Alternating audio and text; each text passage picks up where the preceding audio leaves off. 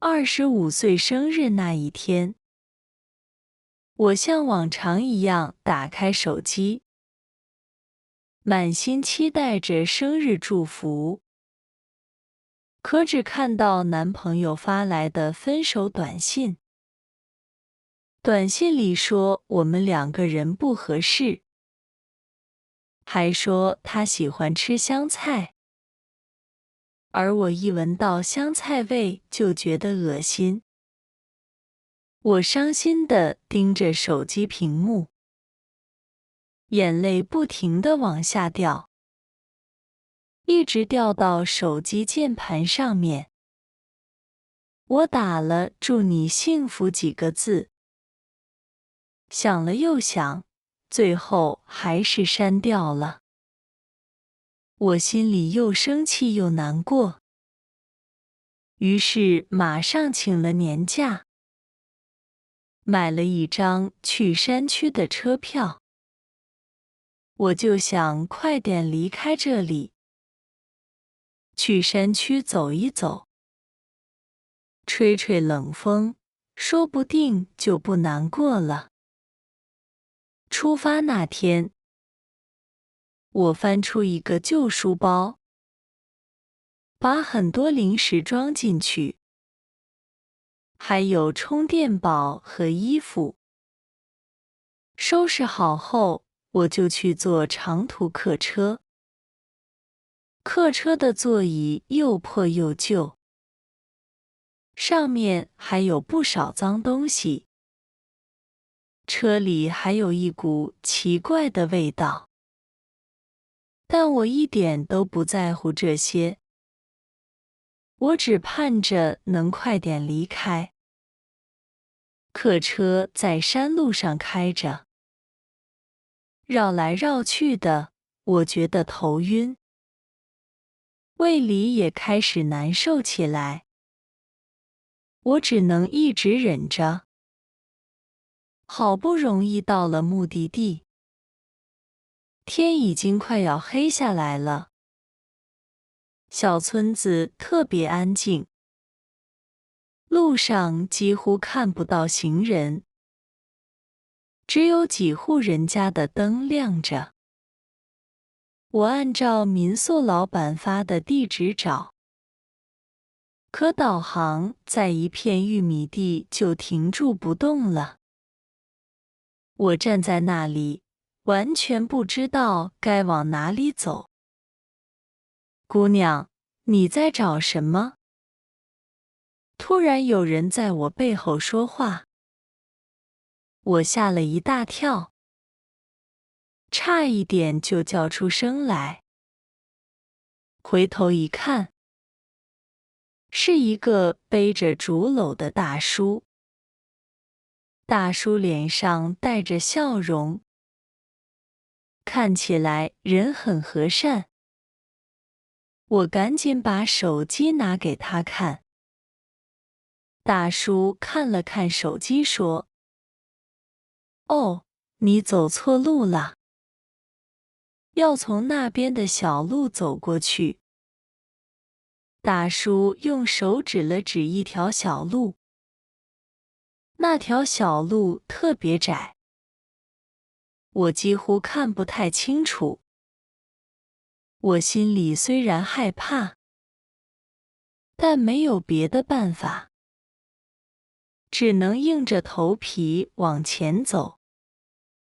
天越来越黑了，四周一个人都没有，只有虫子的叫声，还有我自己走路的声音。突然，我听到草丛里有动静，我心里特别害怕，全身的汗毛都竖起来了。我紧紧握住手里的防狼喷雾。这时候，一只很脏的小狗探出头，它用可怜巴巴的眼神看着我。我发现它的左后腿在流血。小家伙，你怎么受伤了？我蹲下来问小狗，小狗慢慢地往我身边靠，还用它的头轻轻地蹭我的手。我一下子就心软了，赶紧把身上的外套脱下来，小心地把小狗包在里面。这时候我才反应过来，我迷路了，而且手机也没有信号。没办法，我只好抱着小狗往回走，心里盼着能遇到人问个路。我走了很久很久，终于看到远处有灯光。我跑过去一看，是一间亮着灯的小木屋。我走到门前敲门，一位头发很白的老奶奶开了门。老奶奶看了看我怀里的小狗，马上把我和小狗让进屋里。孩子，快进来。老奶奶一边接过小狗，一边说：“这小狗伤得可不轻呢。”老奶奶的家虽然很旧，但是一进去就感觉特别暖和。老奶奶拿出一些草药，很仔细地给小狗治伤，之后又去厨房煮了一碗热面条给我。面条上面飘着几片青菜，还有2个煎得金黄的鸡蛋。孩子，多吃一点。老奶奶把大碗推到我面前。吃饱了，心里就不会那么苦了。我吃着面条，眼泪又止不住地流了下来。我也说不清楚，到底是因为感动，还是因为心里觉得委屈。老奶奶坐在我旁边，轻轻地拍着我的背说：“姑娘，心里难受就说出来，说出来心里就会好受一些。”就这样，我在老奶奶家住了下来。白天的时候，我就跟着老奶奶一起干活。老奶奶教我喂鸡，抓一把玉米粒，这样撒出去，鸡宝宝们就会跑过来吃啦。我跟着老奶奶喂猪，猪儿们最爱吃红薯叶，你看，它们吃得可香了。我和老奶奶去地里除草，老奶奶教我认菜苗。这个大叶子的是白菜，可别把白菜当成草拔掉了。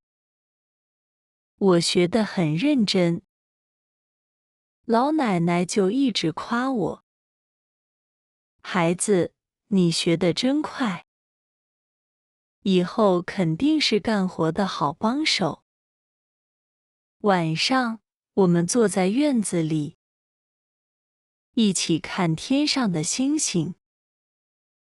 小不点乖乖地趴在我脚边。你看，那颗星星最亮。老奶奶指着天空对我说：“就像我们心里的希望一样。”一天又一天过去，小狗的伤慢慢好了。它每天都跟着我。我去河边洗衣服，小不点就在旁边追蝴蝶玩。我去山上摘果子，小不点就在前面跑着给我带路。我去赶鸭子的时候，他还会帮我把鸭子赶回来。有一天，村里突然来了一群人，他们说要在这里开发旅游，要把土地推平盖大酒店。村民们听了都不同意。盖了酒店，我们的地就没了。以后我们吃什么，喝什么？但是那些人根本不听村民的话，还大声吓唬村民们。你们不同意也得同意，这件事我们说了算。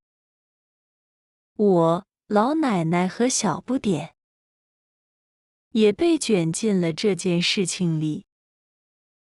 只要那些人一靠近，小不点就会大声汪汪叫。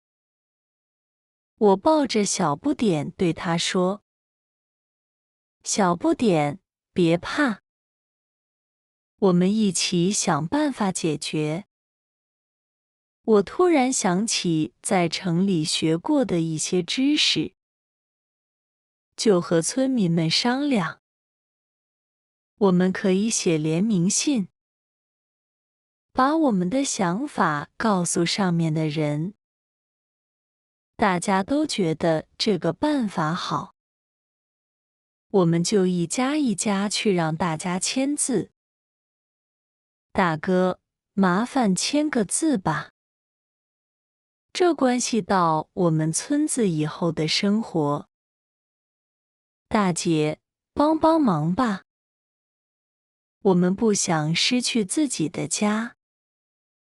小不点就蹲在旁边，好像在帮我们看着东西。可是信送出去以后，一直都没有消息。那些人反而更过分了，开始强行施工了。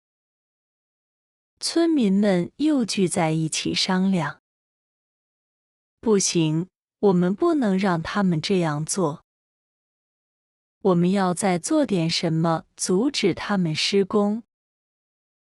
那天晚上，我和几个年轻人商量，决定去拍他们施工的证据。我们悄悄地去，别被他们发现。拍好证据就赶紧回来。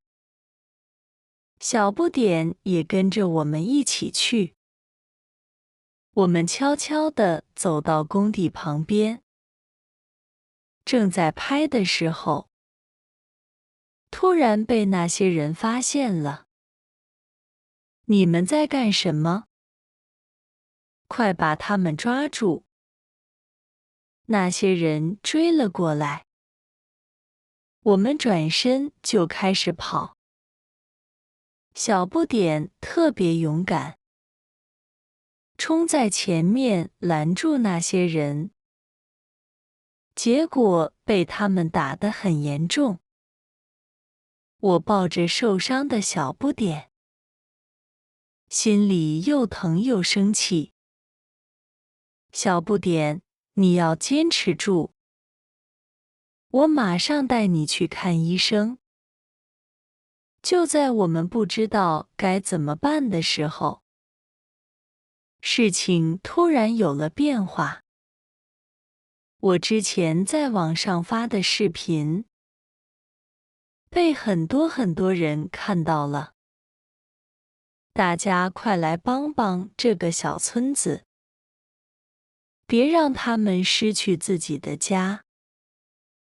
很多人开始关注这件事。记者也来到了村子里，相关部门开始调查这件事。那些人终于不敢再闹了，施工也被叫停了。太好了，我们成功了！我们的村子保住了。村民们高兴地又跳又叫。小不点的伤慢慢好了，他又能像以前一样活蹦乱跳了。村子又变得和以前一样安静了。我的假期也要结束了，我要回城里去了。临走那天，老奶奶紧紧拉着我的手说：“孩子，一定要常回来看看，这里永远都是你的家。”村民们都来送我。米娅，谢谢你。有空一定要再来玩。小不点一直跟着车跑，我哭得很厉害。我真的特别舍不得这个地方，舍不得老奶奶，更舍不得小不点。回到城里以后，我辞掉了那份不喜欢的工作，开始做帮助动物的志愿者。我经常和老奶奶视频聊天。奶奶，我今天又救了一只小猫，它和小不点一样可爱呢。我也会给小不点寄好吃的东西。小不点，这是你爱吃的肉干。我过几天会去看你哦。有时候我会想，也许分手是一件好事。如果不是因为伤心去山区，我就不会遇到这些温暖的人，也不会找到自己想做的事情。生活中有很多想不到的事，你不知道接下来会发生什么。但是只要你愿意去试试，说不定就会遇到好事情。我和小不点、老奶奶的故事还会一直继续下去。